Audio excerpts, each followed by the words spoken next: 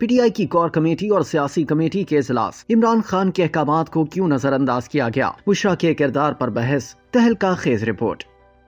Senior صحافی انصار عباسی کی رپورٹ کے مطابق پی ٹی آئی کی کور کمیٹی اور سیاسی کمیٹی نے بدھ کو پارٹی کی فیصلہ سازی میں بشرا بی بی کے کردار پر بحث کی اور سوال اٹھایا کہ عمران خان کے سنجانی پر دھرنے کے احکامات کی خلاف ورزی کس نے کی، کس نے احتجاجی ریلی کو ڈی چوک جانے پر مجبور کیا، کس کے فیصلے سے پارٹی کارکن جاں بحق ہوئے۔ پارٹی ذرائع کا کہنا ہے کہ کور کمیٹی اور سیاسی کمیٹی نے علیحدہ اجلاس میں احتجاجی ریلی کے حوالے سے معاملات پر غور کیا اور دونوں فورمز پر پارٹی کے مختلف رہنماؤں نے بشرا بی بی کی جانب سے ادا کیے جانے والے کردار پر بحث کی۔ دونوں اجلاسوں میں حکومت کی جانب سے پی ٹی آئی کے کارکنوں کے مبینہ جانی نقصان کی شدید مذمت کی گئی اور تحقیقات کے لیے جوڈیشل کمیشن تشکیل دینے کا مطالبہ کیا گیا۔ ایک ذریعے کے مطابق پی ٹی آئی کے کارکنوں کی شہادت کے اعداد و شمار جو ان کمیٹیوں میں مختلف رہنماؤں نے مختلف ذرائع کے حوالے سے پیش کیے وہ مختلف تھے اور زیادہ تر غیر مستند تھے۔ اس جانی نقصان پر حکومت کو آڑے ہاتھوں لینے کے ساتھ اس بات پر زور دیا گیا کہ پارٹی کے اندر ان ذمہ دار افراد کا تعین کرنے کے لیے انکوائری ضروری ہے جن کے ڈی چوک تک مارچ کے فیصلے کی وجہ سے پارٹی کارکنوں کی ہلاکت ہوئی۔ کہا گیا کہ جب عمران خان نے واضح طور پر پارٹی کو اسلام آباد کے علاقے سنجانی پر دھرنا دینے کی ہدایت کی تھی